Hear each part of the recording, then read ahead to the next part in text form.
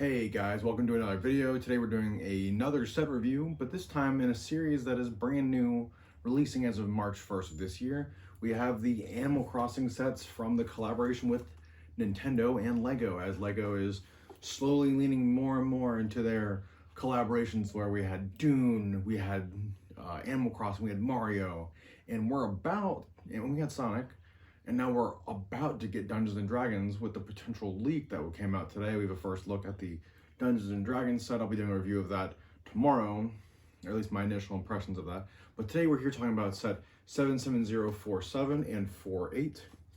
Respectively, the sets are $20 and $30. So these two will set you back $50.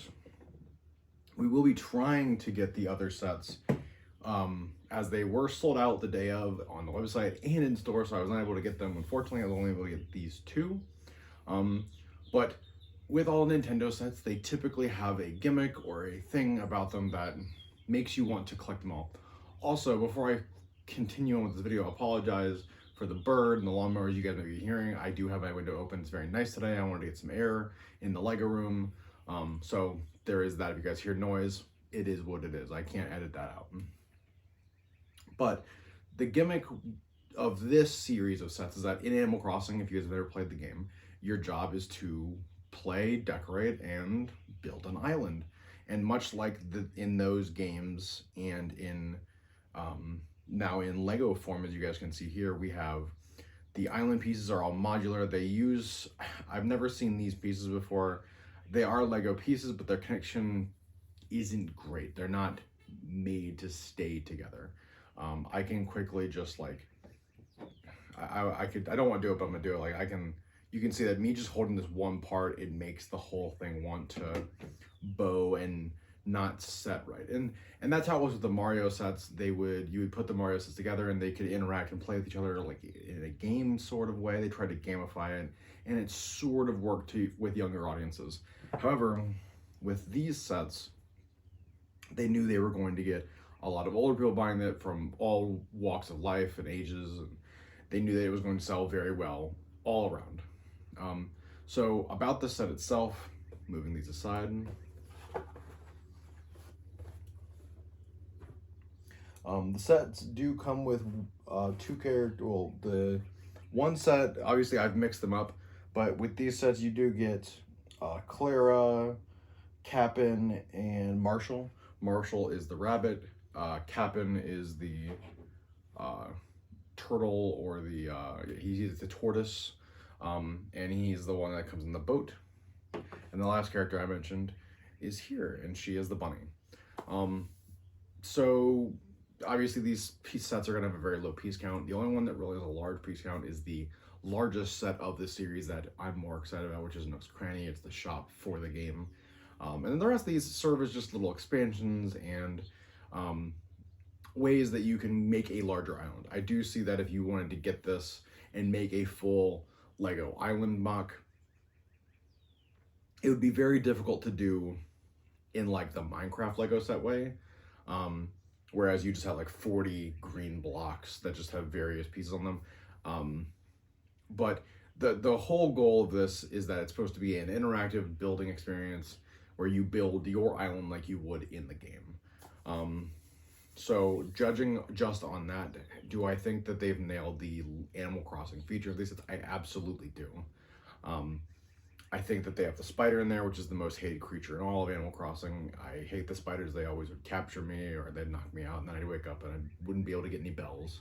But they did go through and make a really nice, like, interactive way to play with this world. So like the rocks in both of these little sets that I have can come up, and there's items that you can put underneath. The set comes with a ton of interactable objects, like the spider, the bug catching net, the shovel, the boat, the fishing pole. You get little fish, and you get shells and flowers and a ton of really cool cherries and fruits and tons of cute, very detailed little sticks that you can use to make tools like you could in the game.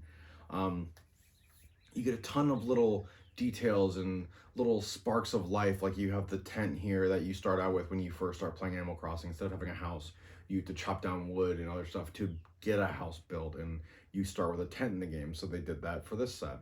And then as you slowly build, people get houses and they move in. You have to build houses and build bridges and a bunch of other stuff. And like we have the dock here for the boat.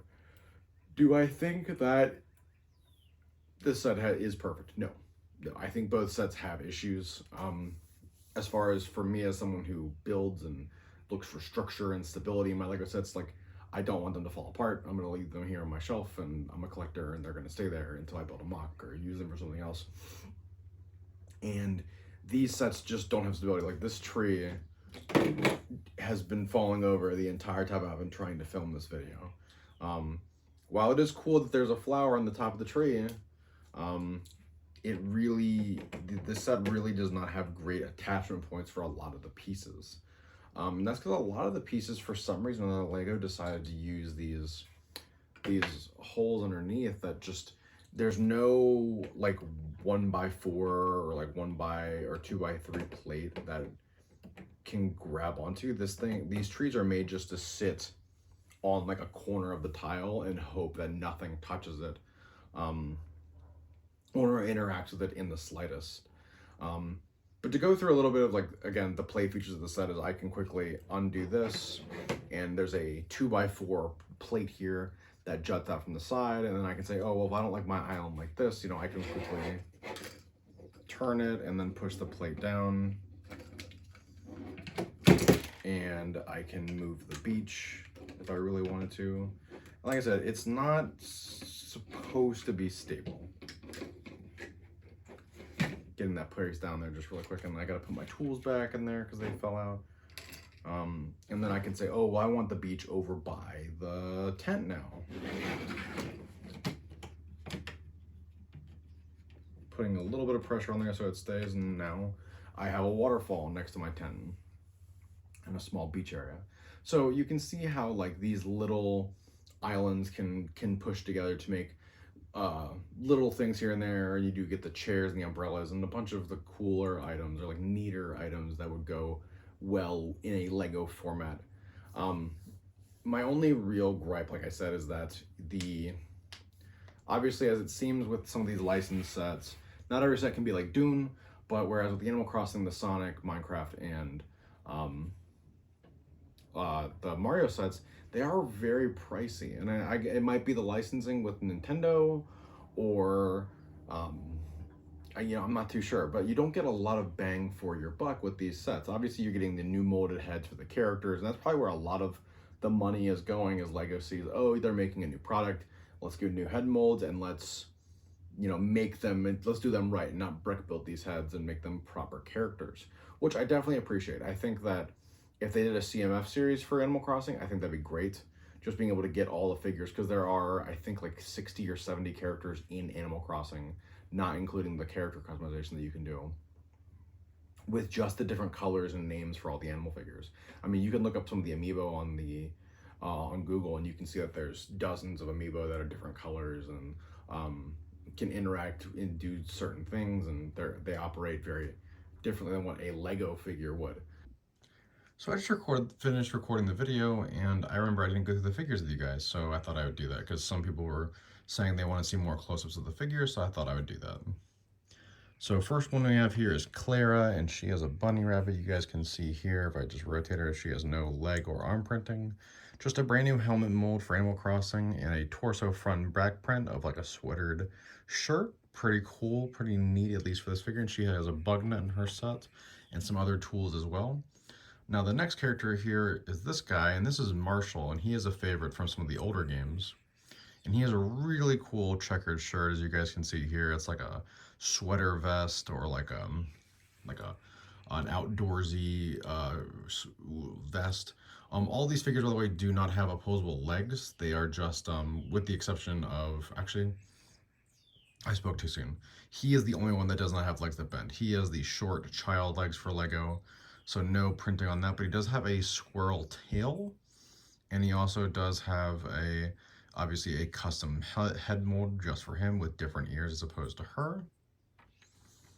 And the last one that we have here is Cap'n, and his his is interesting. So he has a like brand new sunflower Hawaiian shirt. No leg printing, as you guys can see here as we go around the figure. He has a dual molded arms, which I find really cool to show that he's wearing a shirt. You guys can see we have a shell on the back. And on the top of his head, he has his normal brand new head mold, but he also has a hole on top, so you can put sunglasses on him, which I find pretty neat. There are some notable side characters in this set. So you have the horseshoe crab here, you guys can see with the brick built shell, and then we also have the spider that we went through earlier. But yeah, that's pretty much all it is for the characters. I think they are pretty neat. I think a CMF series would go a long way. But just wanted to tack that on at the end of the video here. Um, but I do think that this set suffered, all of these sets suffer, with the exception of the sets that are like 70 and 80 bucks, the more expensive ones. I think these smaller sets obviously were made at a smaller price point so that people could get into it, get into the hobby, or get into Lego, or get into the Animal Crossing sets. I just feel like they needed it a little bit more, like some more tiles, or maybe they include like they have a structured build, and then on top of that there may have been like 4 or 5 other tiles that allowed you to build a little bit more. Because I just don't see a lot of people going in and buying 12 of this set and 3 of this and making a large island. I mean, there's probably some people that will do that on other YouTube channels. However, I just don't see the cost. Obviously Lego's supposed to be fun, it's supposed to be engaging, you're supposed to have a good time. I just don't see it totally landing, because you could probably make a better island with a larger green plate, and then build off of that and build your own beach and other stuff. And obviously it would take more money or more time, and obviously this is a more compartmentalized package for Lego enthusiasts or Animal Crossing enthusiasts, right? So obviously it's a cool thing to put on your shelf or something to put on a table in your office to show I like Animal Crossing and I'm a fan of Lego. I just feel like for the average Lego goer who wants to get into something new, or they want to get it as a gift, unless someone really enjoys Animal Crossing, which these sets are going to be for you anyway, you're going to buy them regardless. It's like that, like they're almost totally worth it, but there's like a little bit missing. Like there's almost like they thought solely on the Animal Crossing crowd to pick up the tab for this one, and left normal Lego goers kind of, here's a figure, and that was about it. And like, obviously the hobby is for who they want it to be. They want to cast the widest net or get a new audience.